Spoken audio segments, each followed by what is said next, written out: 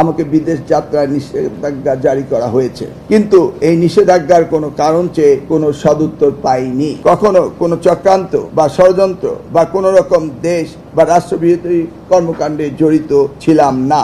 আমি সরকারের কাছে জানতে চাই, কেন আমাকে বিদেশ যেতে দেওয়া হলো না। আমি চলতি মাসে 20 তারিখে থেকে চিকিৎসার জন্য ব্যাংককে অবস্থান করছিলাম। সেখানে অবস্থানকালে জানতে পারি যে বিএনপির মনোনয়ন প্রত্যাশীদের বৈঠকে আমাকে উপস্থিত থাকতে বলা হয়েছে। দলের নির্দেশনা পেয়ে আমি চিকিৎসা অসম্পূর্ণ রেখে গত 25 অক্টোবর 2025 তারিখে ব্যাংকক থেকে ঢাকায় ফিরে আসি। দলীয় সাংগঠনিক কার্যক্রম সম্পন্ন করে 30 অক্টোবর 2025 তারিখে পুনরায় ব্যাংককে চিকিৎসার উদ্দেশ্যে রওনা হই। যাত্রাকালীন সময়ে ঢাকা আন্তর্জাতিক বিমানবন্দরে ইমিগ্রেশন কাউন্টারে জানতে পারি আমাকে বিদেশ যাত্রায় নিষেধাজ্ঞা জারি করা হয়েছে, কিন্তু এই নিষেধাজ্ঞার কোনো কারণ চেয়ে কোনো সদুত্তর পাইনি। আমি ব্যক্তিগতভাবে স্বচ্ছ, গণতান্ত্রিক রাজনীতিতে বিশ্বাস করা মানুষ। কখনো কোনো চক্রান্ত বা ষড়যন্ত্র বা কোনো রকম দেশ বা রাষ্ট্রবিরোধী কর্মকাণ্ডে জড়িত ছিলাম না।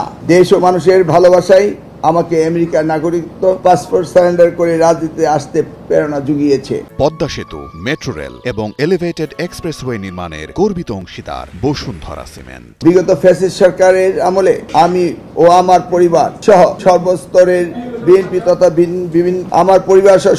বিএনপি তথা ভিন্ন মতাদর্শী ব্যক্তিবর্গের উপর অমানবিক নির্যাতনের ইতিহাস আপনারা সকলেই জানেন। ওই সময় বিরোধীর পক্ষের কাউকে বিদেশ গমন করতে না দেওয়া অত্যাচারের একটি অন্যতম হাতিয়ার হিসেবে ব্যবহৃত করা হতো। দেশের সবচেয়ে জনপ্রিয় নেত্রী, সাবেক প্রধানমন্ত্রী দেশমাতা বেগম খালেদা জিয়াকে মুমূর্ষু অবস্থায় তার চিকিৎসার্থে দেশের বাইরে যেতে দেয়নি। আমাকে অপ্রত্যাশিতভাবে বিদেশ যেতে না দেওয়ার এই ঘটনা অতীতের সেই ন্যাক্কারজনক স্মৃতিগুলো আমাকে মনে করিয়ে দেয়। আমি সরকারের কাছে জানতে চাই, কেন আমাকে বিদেশ যেতে দেওয়া হলো না। এই সরকার মহান 24-এর গণঅভ্যুত্থানের সরকার। আমার দল বিএনপি শুরু থেকেই মাননীয় প্রধান উপদেষ্টা ডক্টর প্রফেসর ইউনূস ও তার নেতৃত্বাধীন অন্তর্বর্তীকালীন সরকারের সমর্থন দিয়ে আসছে। মাননীয় প্রধান উপদেষ্টা প্রফেসর ডক্টর ইউনূসের প্রতি আমার গভীর শ্রদ্ধা ও সম্মান রয়েছে। আমি দৃঢ়ভাবে বিশ্বাস করি, এই সরকারের কোনো সংস্থা বা বিভাগ কোনো ভুল তথ্য বা ষড়যন্ত্রে বিভ্রান্ত